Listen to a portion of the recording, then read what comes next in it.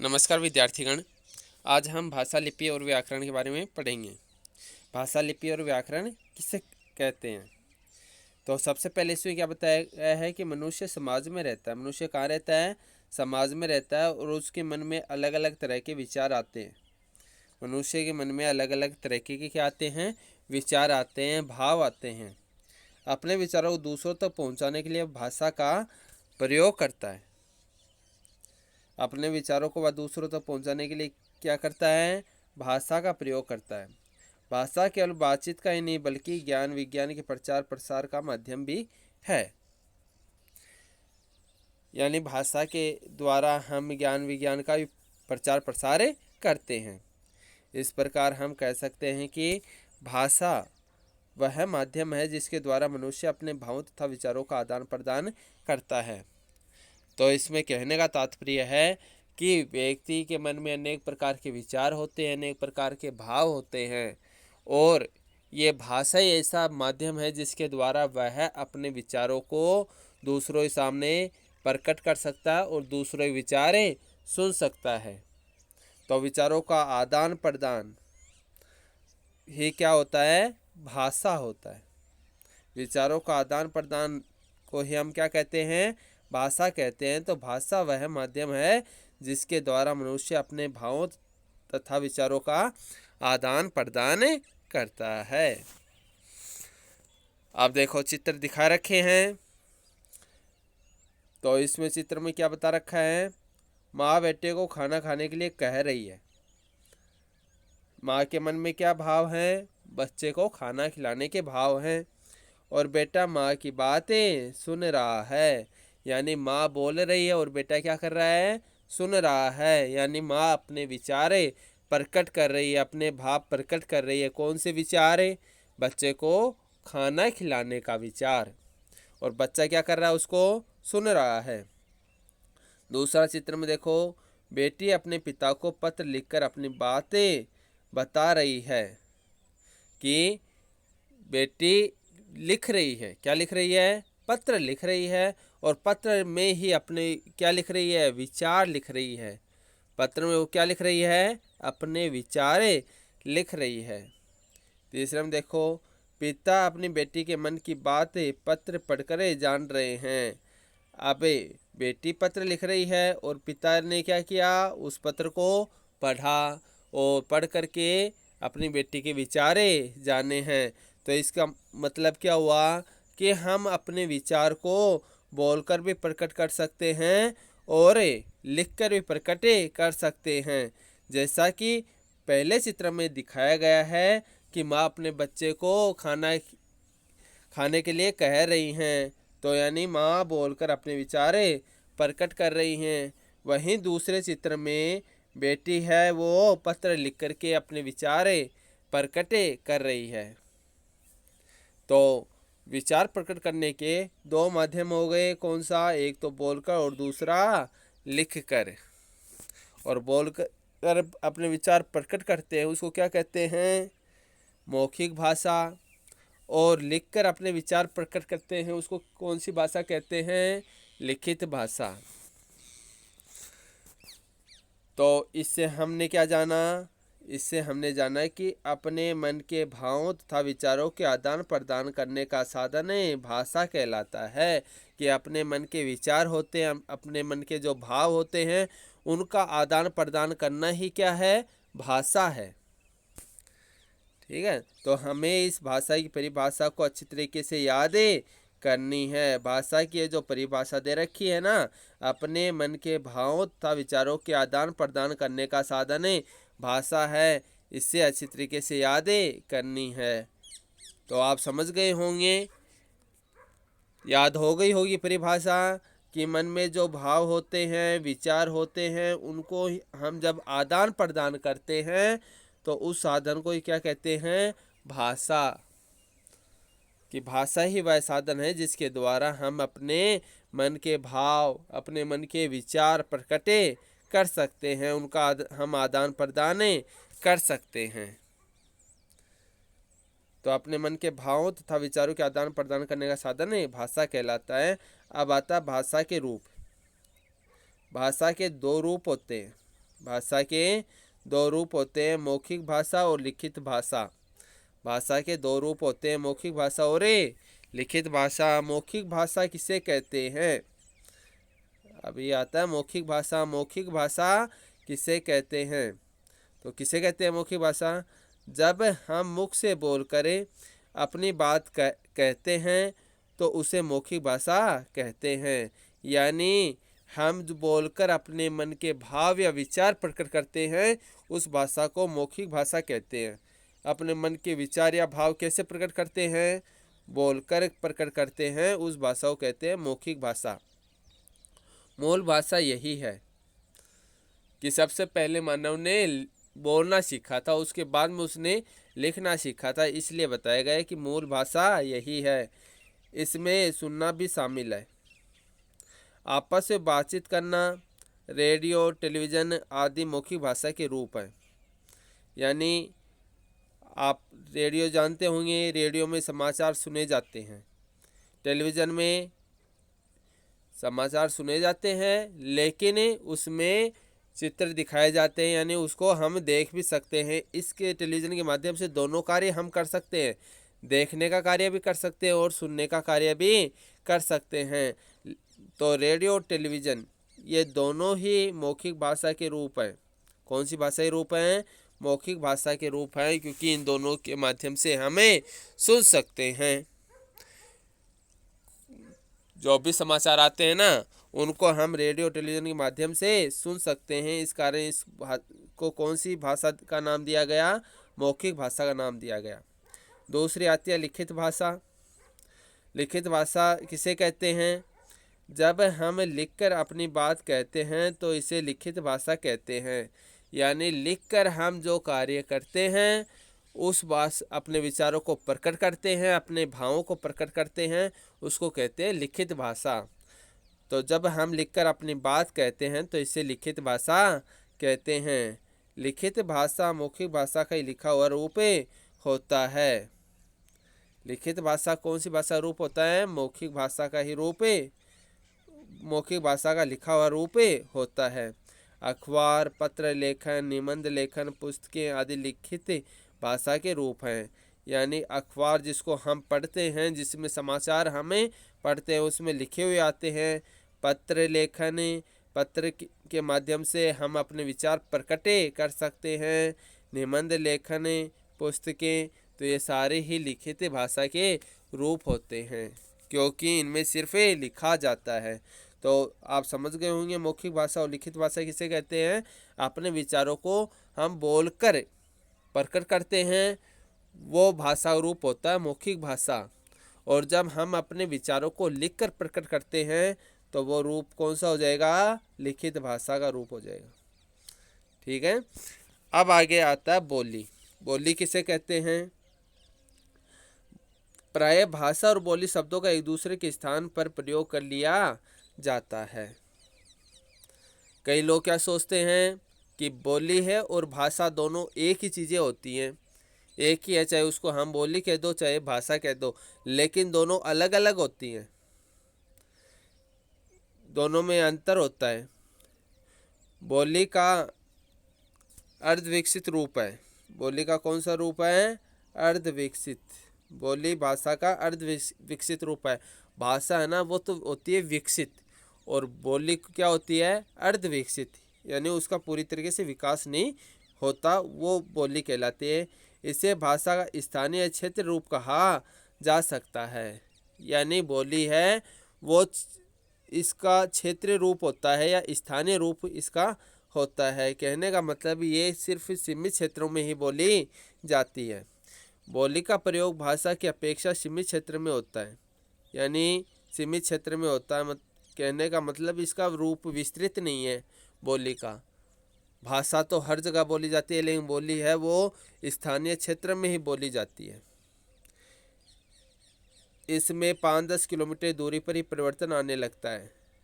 क्या आपने देखा होगा कि बोली होती है उसमें कोई छ लगा कर बोलता है, कोई स लगा कर बोलता है ना, के छ के स, इस प्रकार से लोग बोलते हैं छ और स लगा कर। तो इस प्रकार बोली में परिवर्तन आने लगता है। कहने का मतलब क्या है कि बुजुर्गों द्वारा चलाई गई बात है कि कोस कोस पर बदले पानी, चार कोस परे वाणी। कोस कोस पर बदले पानी, चार कोस परे वाणी। तो कहने का मतलब जहाँ हम अलग अलग क्षेत्रों में घूमेंगे, लोगों की जब हम हमारे विचार अब हम आदान प्रदान करते हैं, तब हमें पता चलता है कि अलग अलग क्षेत्रों में अलग अलग प्रकार की भाषाएं बोली जाती हैं। तो बोली किसे कहते हैं? बोली कहते हैं जो भाषा का स्थानीय या क्षेत्रीय रूप होता है ना, उसको ही बोली कहा जाता है, क्योंकि वह सीमित क्षेत्रों में ही बोली जाती है। बोली में बहुत अधिक लिखित साहित्य रचना नहीं की जा सकती है। लिखित साहित्य रचना क्यों नहीं की जा सकती? क्योंकि इसका रूप है वो विस्तृत नहीं है। इसका रूप क्या है? सीमित है, और सीमित होने के कारण इसमें किसी साहित्य रचना नहीं की जा सकती। समझ में आया होगा बोली किसे कहते हैं? बोली कहते हैं स्थानीय क्षेत्र में बोली जाने वाली जो भाषा होती है ना, उसको ही बोली कहते हैं। जबकि बोली और भाषा में क्या होता है? अंतर होता है, क्योंकि बोली है वो सीमित क्षेत्रों में ही बोली जाती है और इसमें कोई साहित्य भी नहीं लिखा जाता। ये इतना पढ़ा, ये समझ में आया होगा। आगे पढ़ते हैं। अब यहाँ पर बताया गया है, देखो पहले तो ये देखो कि बोलियों में काफ़ी उच्चकोटि साहित्य रचना हुई है, बोली में लिखी गई हैं।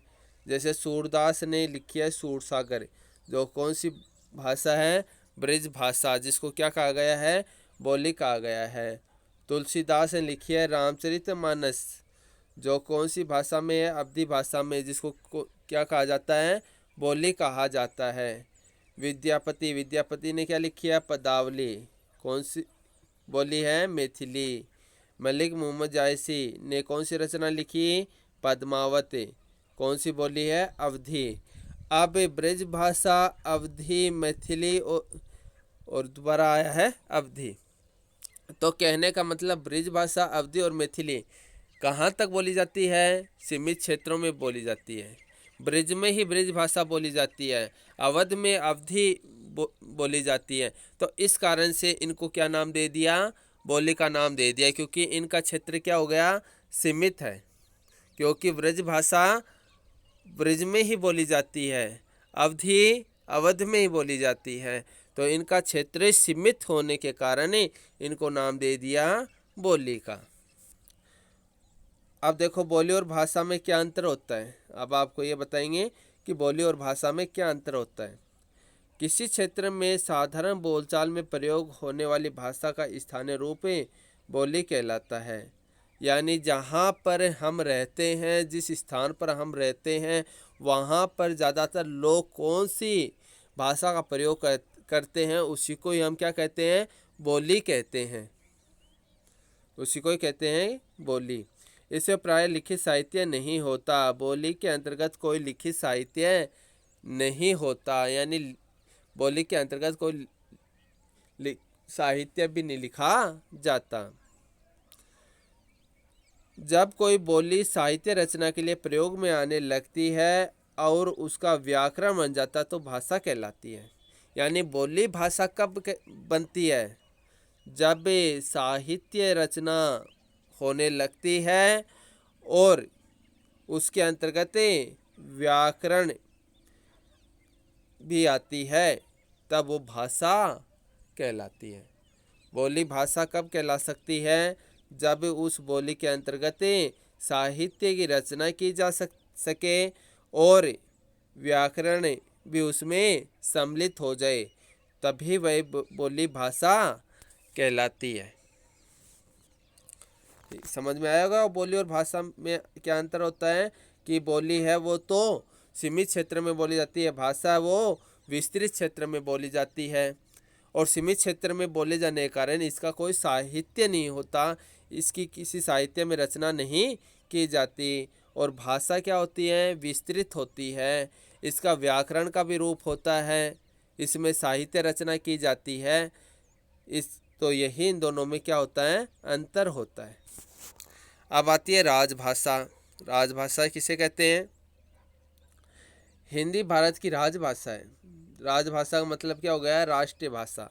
राजभाषा का अर्थ क्या हो गया? राष्ट्रीय भाषा।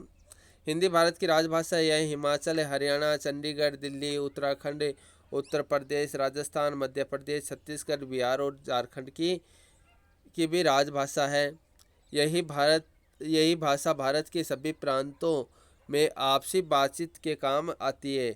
इसलिए किसी भी राष्ट्र के राजकाज की भाषा राजभाषा कहलाती है। ध्यान में रखना, राजभाषा किसे कहते हैं? किसी भी राष्ट्र के राजकाज की भाषा, यानी राष्ट्र किसको कहते हैं? देश को कहते हैं। राष्ट्र किसको कहते हैं? देश को। किसी भी देश में जिस भाषा में कामकाज होता है वही कौन सी भाषा कहलाती है? उसकी राजभाषा कहलाती है। राष्ट्र के राजकाज किस भाषा में होता वही भाषा उसकी राजभाषा कहलाती है। तो किसी भी राष्ट्रीय राजकाज की भाषा ही कौन सी भाषा होती है? राजभाषा होती है। ठीक है, तो राजभाषा किसे कहते हैं? इसको ध्यान में रख लेना कि किसी भी राष्ट्र के राजकाज की भाषा राजभाषा कहलाती है। और भारत की राजभाषा कौन सी है? भारत की राजभाषा कौन सी है? तो ध्यान में रखना, हिंदी भारत की राजभाषा है। याद रखना, हिंदी भारत की कौन सी भाषा है? राजभाषा है। अब इस बात को ध्यान रखना कि 14 सितंबर 1949 ईस्वी को 1949 ईस्वी को 14 सितंबर 1949 ईस्वी को भारतीय संविधान के अनुच्छेद 343 के तहत हिंदी को भारत संघ की राजभाषा के रूप में स्वीकार किया गया। यानी हिंदी दिवस आपने नाम सुना होगा, बनाया भी गया इस विद्यालय में। हिंदी दिवस कब मनाया जाता है? 14 सितंबर 1949 को मनाया जाता है। क्यों बनाया जाता है? क्योंकि इस दिन 14 सितंबर को 1949 के दिन भारतीय संविधान के अनुच्छेद 343 के तहत हिंदी को भारत संघ की राजभाषा के रूप में स्वीकार किया गया था। इसीलिए उस दिन हिंदी दिवस मनाया जाता है। इसलिए प्रतिवर्ष 14 सितंबर हिंदी दिवस के रूप में मनाया जाता है। भारतीय संविधान में राज्यों और केंद्र शासित प्रदेशों के लिए 22 भारतीय भाषाएं स्वीकार की गई हैं। इस बात को ध्यान में रखना कि भारतीय संविधान में राज्यों और केंद्र शासित प्रदेशों के लिए 22 भारतीय भाषाएं स्वीकार की गई हैं। कितनी भाषाएं? 22 भारतीय भाषाएं। कहाँ से? राज्यों और केंद्र शासित प्रदेशों के लिए। राज्यों और केंद्र शासित प्रदेशों के लिए कितनी भाषाओं को स्वीकार किया गया है? 22 भाषाओं को स्वीकार किया गया है। संविधान की 8वीं सूची में जिन 22 भाषाओं का उल्लेख किया गया है वे निम्नलिखित हैं। कि वे 22 भाषा कौन सी हैं जिनका संविधान के अंतर्गत उल्लेख किया गया है? वो 22 भाषाएं कौन सी हैं? हिंदी, बंगला, गुजराती, नेपाली, पंजाबी, संस्कृत, कश्मीरी, कन्नड़, कोंकणी, बोडो, मणिपुरी, मराठी, असमिया, डोगरी, मलयालम, तमिल, तेलुगु, संथाली, मैथिली, ओडिया, उर्दू, सिंधी। संथाली जो भाषा है ना, ये आदिवासी क्षेत्र में बोली जाती है। ठीक है, तो ये 22 भाषाएं हैं जिनका प्रयोग, जिनका उल्लेख है वो भारतीय संविधान के अंतर्गत किया गया है। अब आती है मानक भाषा। मानक भाषा किसे कहते हैं? विद्वानों व शिक्षाविदों द्वारा भाषा में एकरूपता लाने के लिए भाषा के जिस रूप को मान्यता दी जाती है वह मानक भाषा कहलाती है। कि भाषा में एकरूपता लाने के लिए भाषा के जिस रूप को मान्यता दी जाती है, कि भाषा तो 22 भाषाएं हो गई। अब इनमें एकरूपता लाने के लिए जिस रूप को मान्यता दी जाती है ना, वही रूप कौन सी भाषा कहलाता है? मानक भाषा कहलाता है। भाषा में एक ही वर्ण या शब्द के एक से अधिक रूप प्रचलित हो सकते हैं। ऐसे में उनके किसी एक रूप को विद्वानों द्वारा मान्यता दे दी जाती है। जैसे ये देखो, मानक रूप गई को इस प्रकार से भी लिखा जाता है, अंत को ऐसे भी लिखा जाता है, ठंड को इस प्रकार से लिखा जाता है, शुद्ध को इस प्रकार से। तो ये होता है इसका मानक रूप। समझ में आ गया होगा। उदाहरण के माध्यम से गई दोनों ही सही है, ये वाला गई भी सही है और ये वाला भी गई सही है। अंत इस प्रकार से भी लिखा जा सकता है तो भी सही है, और ऐसे लिखते हैं तो भी सही है। ठंडे ऐसे लिखते हैं तो भी सही है, और इस प्रकार से लिखते हैं वो भी सही है। और शुद्ध इस प्रकार से लिखेंगे तो भी सही है, और ऐसे लिखेंगे तो भी सही है। यानी इसको ही भाषा में एक रूपता लाने के लिए भाषा के जिस रूप को मान्यता दी जाती है ना, उसको ही कहते हैं मानक भाषा। समझ में आ गई होगी आपके मानक भाषा किसे कहते हैं।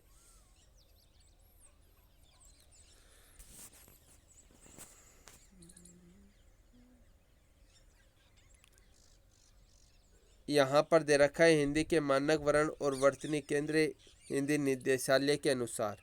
इसमें वर्ण दे रखे हैं कि जिसके अंतर्गत वर्तनी है वो हिंदी निदेशालय ने किस प्रकार के वर्णों को काम में लिया गया है और किस प्रकार के वर्णों को उच्चारण में बोला जाता है, वही बातें इसमें बताई गई हैं।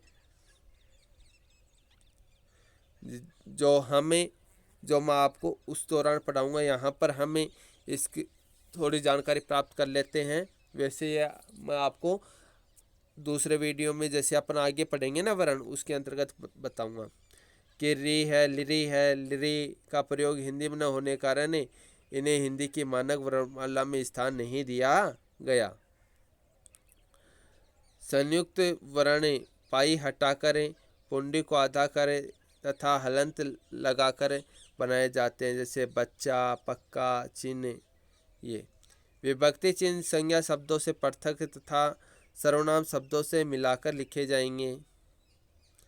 संयुक्त क्रियाएं पृथक लिखी जाएंगी, जैसे पढ़ चुका है, इसमें पढ़ना भी क्रिया है और चुका है ये भी क्या है, क्रिया है, तो इसको कह दिया संयुक्त क्रिया। अव्यय पृथक लिखे जाएंगे। अव्यय होते हैं जो कि शब्द के पहले जुड़ते हैं। अव्यय उनके साथ, अब साथ के पहले क्या जुड़ गया, उनके जुड़ गया। यहाँ तक से पहले क्या जुड़ गया, यहाँ तक। श्री जी आदि भी अलग लिखे जाएंगे, जैसे श्री वर्मा, वर्मा जी, है ना। तो ये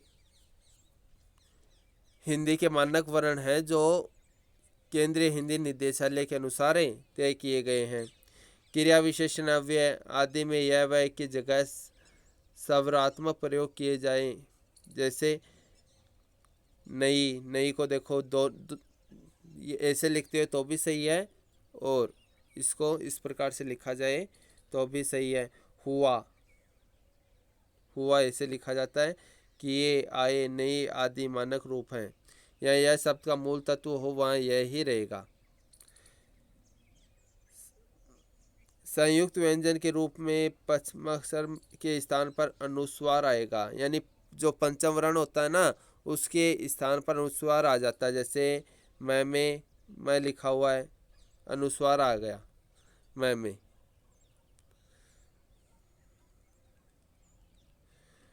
और वह अनुशासिक दोनों चिन्ह प्रयोग में आएंगे। शिरोरेखा के ऊपर मात्रा व चंद्र बिंदु के लिए ये सारे आपको जो वर्ण हैं उसके लिए बताए गए हैं। क ख ग ज फ में अधिकांश आगत ध्वनियाँ हिंदी उच्चारण में परिवर्तित हो गई हैं। कुछ शब्द दोनों रूप में मानक होते हैं, जैसे सर्दी को ऐसे लिखा जाए तो भी सही है, गर्दन को ऐसे लिखा जाए तो भी सही है, दोनों ही रूप सही हैं। ये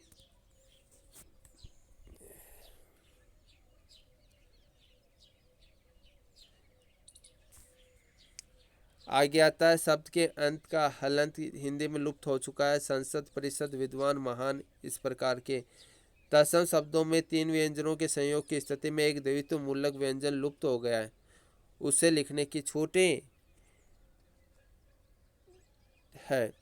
जैसे अर्ध को दोनों तरीके से लिखेंगे, तत्व को इस प्रकार से लिखेंगे तो भी सही है।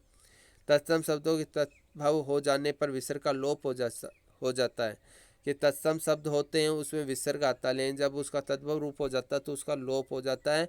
पूर्वकालिक प्रत्यय कर क्रिया से मिलाकर लिखा जाए, जैसे दौड़कर, पढ़कर। यानी मुख्य क्रिया से पहले जो क्रिया आती है ना, उस क्रिया को कहते हैं पूर्वकालिक क्रिया। ये चीज़ें आपको बाद में बताई जाएंगी। जैसे अपने आगे क्रिया आने वाली है ना, क्रिया आएंगी, वर्ण आएंगे, तो उसके अंतर्गत आपको विस्तृत रूप में ये बताए जाएंगे। वैसे इसको पढ़ेंगे हम, बाद में पढ़ेंगे, अच्छी तरीके से विस्तृत रूप में पढ़ेंगे। अब बात आती है लिपि की। लिपि किसे कहते हैं? मुंह से निकलने वाली ध्वनियों को जब लिखित चिन्हों द्वारा प्रकट किया जाता है तो उस लिखने ढंग या तरीके को लिपि कहते हैं। यानी जो हम लिखते हैं और लिखने का जो रूप होता है ना, वो लिखने का रूप कहलाता है लिपि। कि लिपि होती है वो किस, उसकी विशेषताएं होती हैं कि वो किस प्रकार से लिखी जाती हैं। तो मुंह से निकलने वाली ध्वनियों को, जो अपन मुख से ध्वनियाँ निकालते हैं, जो वर्ण अपन बोलते हैं, जो बात हम कहते हैं, जो विचार हम कहते हैं, उस ध्वनि की बात हो रही है। जब लिखित चिन्हों द्वारा प्रकट किया जाता है कि उसको लिखते हैं, क्या करते हैं, मुख से जो भी हम कुछ बोलते हैं, अपने जो विचार हैं, हम उसको क्या करते हैं, लिखते हैं। तो जब लिखित चिन्हों द्वारा हम प्रकट करते हैं तो उस लिखने के ढंग या तरीकों को लिपि कहते हैं। यानी लिखने की जो कला होती है उसे ही लिपि कहते हैं। यदि ये वाली परिभाषा याद ना हो तो ये वाली याद कर लेना कि लिखने की कला को ही या लिखने के ढंग को ही लिपि कहा जाता है। कि हमने जो कुछ बोला है, जो विचार प्रकट किए हैं, उसको हम किस रूप में लिख रहे हैं। जो विचार हमने प्रकट किए हैं उसको हमने किस रूप में प्रकट कर रहे हैं, किस रूप में उसको लिख रहे हैं, तो उस लिखने के ढंग को ही लिपि कहते हैं। तो मुंह से निकलने वाली ध्वनियों को जब लिखित चिन्हों द्वारा प्रकट किया जाता है तो उस लिखने ढंग या तरीके को लिपि कहते हैं। समझ में आ गई बात? लिपि किसे कहते हैं? कि मुंह से जो ध्वनि निकलती है, अब उस ध्वनि को हम किससे लिखेंगे? चिन्हों के द्वारा लिखे देंगे कि कुछ लिखित चिन्ह होंगे, उसके द्वारा ही लिखेंगे। और उस लिखने के ढंग या तरीकों को ही लिपि कहते हैं। अब लिपि अलग अलग भाषाओं की लिपि अलग अलग होती है। जैसे संस्कृत, मराठी और नेपाली की कौन सी लिपि हो गई? देवनागरी। यहाँ पर हिंदी का नाम नहीं आया, हिंदी की लिपि है वो भी देवनागरी लिपि है। ध्यान में रखना, हिंदी की लिपि भी कौन सी लिपि है? देवनागरी लिपि है। इसमें एक नाम जोड़ देना, कौन सा? हिंदी का नाम जोड़ देना, क्योंकि हिंदी की लिपि भी कौन सी है? देवनागरी लिपि है। अंग्रेजी की लिपि रोमन है, उर्दू की लिपि फारसी है, और पंजाबी की लिपि कौन सी है? गुरुमुखी है। इसको ध्यान में रखना है। संस्कृत है, मराठी है, नेपाली है और हिंदी, इसमें हिंदी शब्द भी जोड़ लेना कि इनकी लिपि हो गई देवनागरी लिपि। अंग्रेजी की लिपि है रोमन लिपि, उर्दू की लिपि है फारसी लिपि, और पंजाबी की लिपि है गुरुमुखी लिपि। इसके अलावा मैं आपको बता देता हूँ, इसमें लिपि इसमें दे नहीं रखा, मैं आपको बता देता हूँ। लिपि है ना, उसकी विशेषताएं होती है। लिपि के अंतर्गत वर्णों को, हिंदी लिपि की क्या विशेषताएं हैं? देवनागरी लिपि की विशेषता ये होती है कि इसमें वर्णों को जैसा बोला जाता है ना, वैसा ही लिखा जाता है। इसमें वर्णों को जैसा बोला जाता है वैसा ही लिखा जाता है।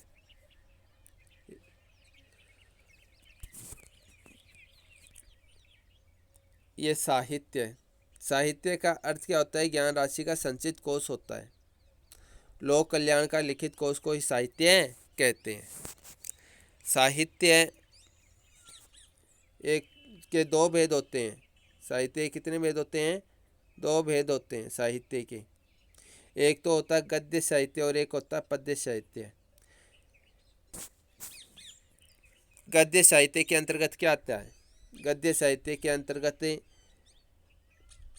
साधारण और सरल भाषा में संचित ज्ञान के एक कोश को गद्य साहित्य कहते हैं।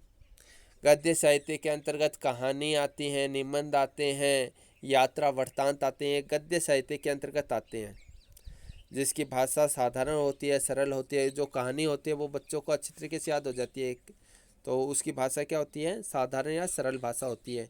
इसमें लय, तुक आदि अनिवार्यता नहीं होती। क्यों? क्योंकि कहानी होती है, यात्रा वृत्तांत होते हैं, निबंध होते हैं, उसमें लय तुक तो आते नहीं है। गद्य की अनेक विधाएं होती हैं, कहानी, निबंध, नाटक, उपन्यास, लघु कथा, संस्मरण, रेखाचित्र, डायरी, पत्र आदि कुछ विधाएं हैं। अब ये जो लिखने वाले हैं उन लेखक की बात की जा रही है। इन्होंने कविताएं भी लिखी हैं, यानी कवि भी रहे हैं, जिनमें जयशंकर प्रसाद, महादेवी वर्मा, प्रेमचंद आचार्य हजारी प्रसाद द्विवेदी, रामकुमार वर्मा, विष्णु प्रभाकर, वृंदावन लाल वर्मा आदि अनेक गद्य साहित्यकार हैं। दूसरा होगा पद्य साहित्य। पद्य साहित्य के अंतर्गत लय, तुक, यति, गति, छंद आदि को ध्यान में रखकर भावों विचारों का जो संचय किया जाता है उसे पद्य साहित्य कहते हैं। क्यों? क्योंकि पद्य साहित्य के अंतर्गत कविताएं आती हैं, और कविता आती हैं तो उसके अंतर्गत लय तो होती है, लय भी होता है, तुक भी होता है, यति, गति होता है। पद्य की अनेक विधाएं होती हैं। कविता, खंड काव्य, महाकाव्य, गीति काव्य, गीत, गजल, दोहा, कवित, कुंडलियाँ आदि। अब इसके माध्यम से आप समझ गए होंगे, गीत हो गया, दोहा हो गया, गजल हो गया, तो इसके अंतर्गत हमें लय की आवश्यकता होती है। लय की, तुक की, यति, गति की, छंद की, इन सब की आवश्यकता होती है। अभी ये कविताएं हैं, दोहे हैं, चौपाई हैं, छंद है, लिखने वाले कवि कौन कौन से हैं? कबीरदास, तुलसीदास, बिहारी, रहीम, रसगान, भारतेंदु हरिश्चंद्र, मैथिली शरण गुप्त, जयशंकर प्रसाद, सूर्यकांत त्रिपाठी, निराला, सुमित्रा नंदन पंत, माखनलाल चतुर्वेदी। तो ये ही पद्य साहित्यकार हैं। अब व्याकरण की बात आती है। व्याकरण किसे कहते हैं? भाषा को लिखने के नियम होते हैं और उसे व्याकरण कहते हैं। व्याकरण का काम भाषा को शुद्ध और निर्दोष बनाने का होता है। तो व्याकरण किसे कहते हैं, इसकी परिभाषा ये वाली याद रख लेना आप। व्याकरण वह शास्त्र है जो भाषा को शुद्ध रूप से बोलना, पढ़ना व लिखना सिखाता है। व्याकरण वह शास्त्र है जो भाषा को शुद्ध रूप से बोलना, पढ़ना व लिखना सिखाता है। यानी हमें शुद्ध किस प्रकार से बोलना है, किस प्रकार से हम शुद्ध पढ़ सकते हैं, किस प्रकार हम शुद्ध लिख सकते हैं। तो हमें शुद्ध रूप से बोलना, पढ़ना और लिखना जो सिखाता है वो कौन सिखाता है? व्याकरण। ठीक है, तो ये व्याकरण की परिभाषा याद कर लेना कि व्याकरण वह शास्त्र है जो भाषा को शुद्ध रूप से बोलना, पढ़ना और लिखना सिखाता है। अब आता है व्याकरण के विभाग। तो व्याकरण के 3 विभाग होते हैं: वर्ण विचार, शब्द विचार, वाक्य विचार। इनको मैं आपको विस्तृत रूप में बताऊंगा, है ना। तो इनकी चर्चा बाद में करेंगे। थोड़ा इनके बारे में जो लाइनें दी गई हैं इनको पढ़ लेते हैं। इसके अंतर्गत हम वर्णों के रूप, भेद, उच्चारण तथा संधि आदि पर विचार करते हैं। शब्द विचार के अंतर्गत इसके अंतर्गत शब्दों के भेद, उत्पत्ति, उनकी रचना के विषय में विचार किया जाता है, जिनमें संज्ञा आते हैं, सर्वनाम, विशेषण, क्रिया, अविकारी शब्दों पर भी इसी के अंतर्गत विचार किया जाता है। यानी संज्ञा, सर्वनाम, विशेषण, क्रिया और अविकारी शब्द ये किस में आते हैं? शब्द विचार के अंतर्गत आते हैं। अब आता वाक्य विचार। वाक्य विचार क्या है? वाक्य विचार, इसमें वाक्य निर्माण, वाक्य शुद्धि, वाक्य विश्लेषण और विराम चिन्हों आदि के विषय में विचार किया जाता है। तो ये मैं आपको विस्तृत रूप में बताऊंगा। जो अपना अगला ही टॉपिक पढ़ने वाले होंगे वो आएगा अपना वर्ण। उसके बाद में शब्द पढ़ेंगे, उसके बाद में वाक्य पढ़ेंगे। तो इनको मैं विस्तृत रूप में आपको बताऊंगा। तो ये हो गया। तो इसके अंतर्गत हम आपको अच्छी तरीके से को जो भी पढ़ाया उसको ध्यानपूर्वक पढ़ना है। नहीं समझ में आए तो वीडियो को बार बार में देखना है। धन्यवाद।